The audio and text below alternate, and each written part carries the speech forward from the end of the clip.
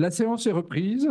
Merci de votre présence. Nous avons eu juste avant notre Assemblée générale avec le renouvellement du nombre des académiciens et je dois saluer la qualité des candidats. Et donc, ils seront de parfaits académiciens, je le pense. Avant d'avoir le compte rendu, on va peut-être passer la parole au docteur Maisonneuve ou à l'information. Que vous pourriez donner, Monsieur le Président? Non, je vais passer. Au Sénat? Ah oui, oui. Alors effectivement, dans le cadre de l'évolution des statuts de l'Académie nationale de chirurgie, nous sommes auditionnés à 16h30 par la Commission des affaires sociales. Nous ne sommes pas les seuls, puisque vendredi, c'est l'Ordre des médecins, l'Ordre national des médecins qui sera auditionné. Et donc, malheureusement, nous serons obligés. On va pas faire attendre les sénateurs, excusez-moi. Et donc, on sera obligé de partir à 15h45. Donc, veuillez nous en excuser à l'avance. Et donc, je demanderai au docteur Mar, vaste président, de présider cette séance. Alors, je ne sais pas si on fait passer le docteur Maisonneuve ou est-ce qu'on fait le compte-rendu. Donc, je vais appeler le docteur Maisonneuve qui a rédigé un livre important sur la rédaction pour la recherche en santé, le guide pratique pour vos publications, et parfois, c'est utile. Merci, monsieur Maisonneuve, de votre ouvrage et de votre présentation. Pour ceux qui ne le sauraient pas, Hervé Maisonneuve fait chaque mois une newsletter consacrée à l'intégrité scientifique. Et c'est toujours très, ce qu'il nous délivre comme information est toujours très intéressant. Et je vous engage tous à consulter tu as un site, c'est J'ai ça? un blog. Voilà, un blog et lequel vous pouvez recevoir sa newsletter. Mais il ne vient pas pour ça aujourd'hui. Je Non. lui laisse la parole. Je vous remercie de m'accueillir. Je vous remercie pour ces quelques mots parce que d'habitude, je me fais plutôt des ennemis que des amis quand on parle de mon blog. Je m'appelle Hervé Maisonneuve, je suis médecin de santé publique. Et mesdames, messieurs, merci de m'accueillir. Je voudrais juste, en 5 minutes à peine, vous dire qu'on a refait une nouvelle édition de cet ouvrage que j'avais fait en 5 éditions avec Michel Huguier, que certains connaissent ici. J'ai beaucoup travaillé avec lui, puisqu'on avait fait la première édition en 1990 et la dernière en 2010. Et Michel Huguet nous a quittés juste il y a 2 ans, là, maintenant. J'ai beaucoup travaillé avec lui. On a fait beaucoup de formations à quoi que ce soit. N'étant plus là, j'ai repris un peu le flambeau avec 2 autres personnes, une professeure universitaire de médecine générale à Toulouse et une méthodologiste d'essais cliniques, Evelyne Decullier, à Lyon. J'ai pris une copie écran de mon blog. Merci. On a complètement refondu l'ouvrage que j'avais fait avec Michel Huguet, avec plusieurs objectifs. D'abord, on l'a intitulé pour la recherche en santé, c'est-à-dire que ce n'est plus un ouvrage pour médecins, chirurgiens ou professionnels, c'est pour toute profession. D'ailleurs, on a une préface de Madame Rotan-Tondeur, qui est une infirmière, qui a eu un DU et toute une formation pour les infirmières. Et on a aussi une préface de la conférence des doyens de médecine.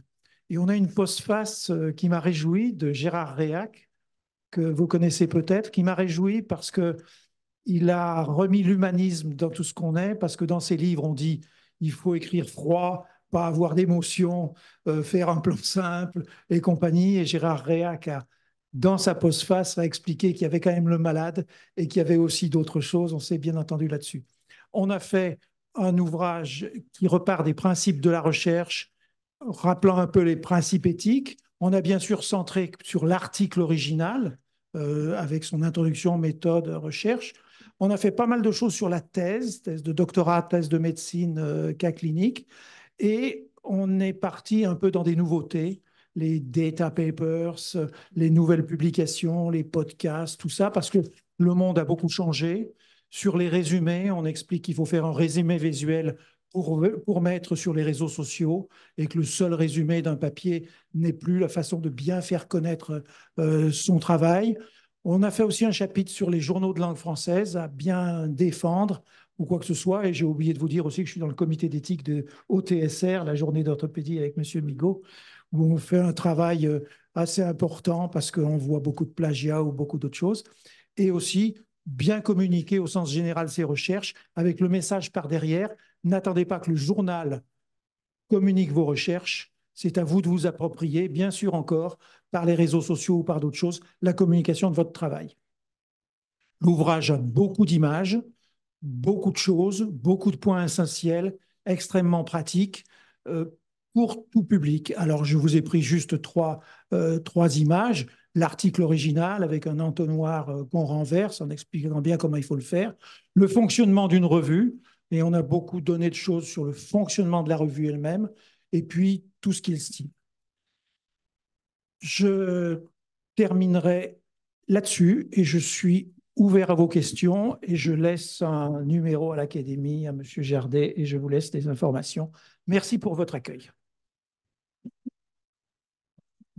Merci beaucoup pour cette présentation à la fois synthétique, claire et didactique. Donc, c'est parfait. Et bien entendu, l'Académie nationale de chirurgie en fera la promotion. Alors, le TSR, on connaît, et moi aussi, pour être orthopédiste. Mais on a eu en plus une très belle communication du doyen Koudane concernant toutes ces histoires de plagiat dans le TSR. Et il est très... et lien d'intérêt. Et donc, nous sommes parfaitement sensibles. On fait régulièrement avec Henri Koudane des ateliers à la Sofcote. Alors, on a oublié de dire que M. Maisonneuve n'est pas chirurgien, personne n'est parfait. Voilà. Mais il est médecin, il est interne des hôpitaux de Lyon. Voilà. Il a fait toute sa carrière à Paris. Voilà, merci.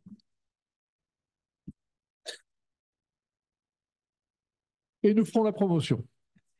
Donc, je passe la parole à notre secrétaire perpétuel pour faire le compte-rendu de la séance du 3 avril dernier. Alors, la séance de la semaine dernière a été consacrée aux nouveaux outils du chirurgien, du facteur humain à l'environnement digital.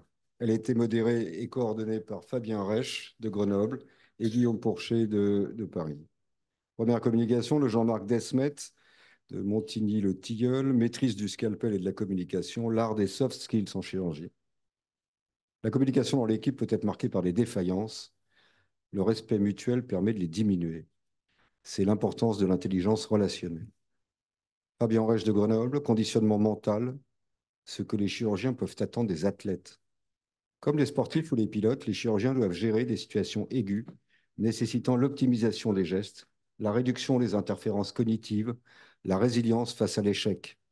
30% des chirurgiens sont exposés au burn-out. Le conditionnement mental est favorisé par la simulation et permet de maximiser le bon stress pour prévenir le mauvais. Comment être bon quand ça compte? Anthony Branco-Lopez de Paris, santé mentale et préparation cérébrale du chirurgien. Des biomarqueurs ont une valeur prédictive positive pour l'anxiété, le burn-out et la dépression, de même que des tracés électroencéphalographiques. Ils sont utilisés dans le sport de haut niveau, la finance et maintenant les professions de santé. La neuromodulation a permis des résultats sur l'attention, la vision périphérique et la qualité du sommeil. Un diagnostic au cabinet pour une prévention ou un traitement. Vincent Frère de La Rochelle, chirurgie en réalité augmentée, tour d'horizon. Obtenue par logiciel ou par casque, elle permet de visualiser les imageries pré- ou péropératoires, le jumeau numérique, les implants, la navigation et la téléassistance. L'imagerie 3D peut être transmise ou réalisée directement dans le cloud. Les freins actuels sont le réseau filaire, les marquages CE, la logistique des lunettes et le changement des habitudes. En 2023, il y a eu plus de publications sur ce sujet que sur la robotique chirurgicale. Une amélioration de la précision du geste déjà présente en orthopédie, maxillofaciale et cardiologie. Enfin, Maxime Ross de Montpellier, la formation chirurgicale par immersion. La réalité virtuelle est réalisée à partir de vidéos à 360 degrés ou à 180 degrés à travers les yeux du chirurgien avec des images de synthèse pour l'anatomie. Les différents temps sont segmentés. Des résultats probants, maintenant accessibles sur son portable. Je vous remercie. Merci, monsieur le secrétaire perpétuel, et ce compte-rendu est adopté.